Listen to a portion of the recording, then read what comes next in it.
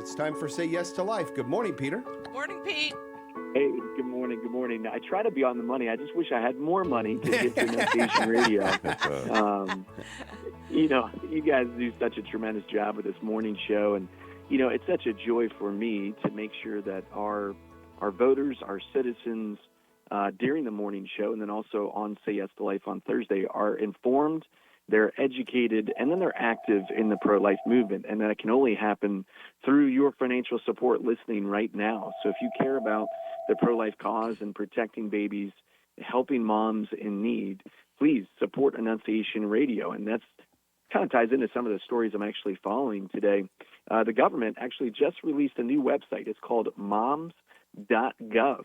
The Trump administration and the U.S. Department of Health and Human Services launched moms.gov. It's a new federal resource designed to support women, children, and families through their pregnancy, childbirth, and even early parenting. So the new website has pregnancy centers, if you want to find a pregnancy center close to you, a federally qualified health care center, nutritional guidance, breastfeeding resources, mental health support, even adoption information is all on moms.gov. And I think that sends a really important message from our government that mothers, babies, families, they all matter.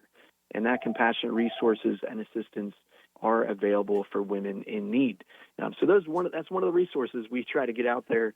I interview a lot of pregnancy centers on the show. And so, again, if you care about the pro-life cause, please support Annunciation Radio. It's a tremendous way to make sure that people are informed, educated, and then active in the pro-life movement. The second story that I was following this week, the abortion pill, we need your prayers. And speaking about being active, the best way we can be active in the pro-life movement is really by first and foremost praying. And the Supreme Court is expected to rule this week on whether or not to uphold restrictions on the mail order distribution of the dangerous abortion pill that's mifepristone. So the abortion pill, we know it's killed millions of babies. It's injured thousands of women. We saw a 34% increase in delirious effects for women just here in the state of Ohio this past year because women are ordering this pill online. So the nation's highest court, the Supreme Court, is going to rule on whether or not, as this case kind of proceeds, whether or not there can be an injunction that was ruled by the Fifth U.S. Circuit Court of Appeals there in Louisiana that said, hey, as this case is making its way through the court, we need to stop selling this drug. It can't go across state lines. And so that was a good thing that happened. It stopped the abortion pill. It put back some just temporary rules in place to say, if a woman's considering the most maybe important decision in her entire life, she needs to at least see a doctor, for goodness sakes, just for her own health care. And the U.S. Circuit District Court of Appeals, they said, let's stop this. But the U.S. Supreme Court can say, well, no, we can go ahead and continue to send this abortion pill as this kind of case makes its way through the court. So just pray the Supreme Court will do the right thing in this particular circumstance. And it's only going to be an act of God that can really move their hearts and minds to understand and appreciate this isn't about ruling just by the law, but by the law of God at the end of the day. Amen. And lastly, speaking then about the law of God, the abortion giant Planned Parenthood, they're looking to get millions of dollars from you and I again. And so right now, Congress, they're debating whether or not to extend the one-year defunding of Planned Parenthood that was passed in the One Big Beautiful Bill. That's set to expire on July 4th. That's America's 250th birthday.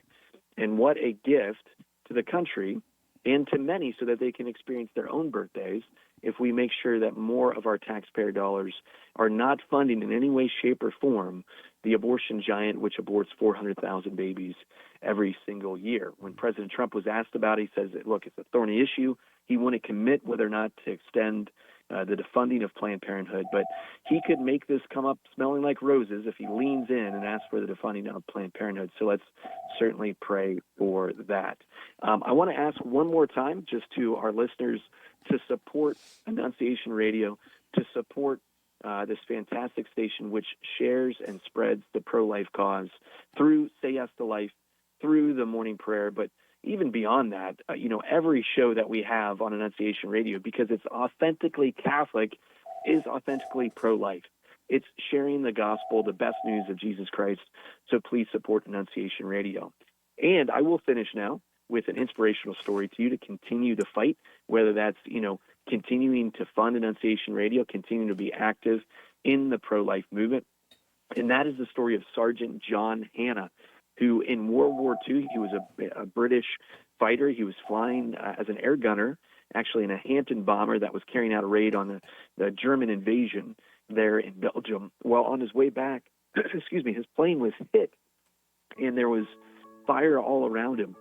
People were bailing out of the plane as the pilot was trying to, get the plane back to Britain. Well, he didn't bail out. He continued to try to put out the fire.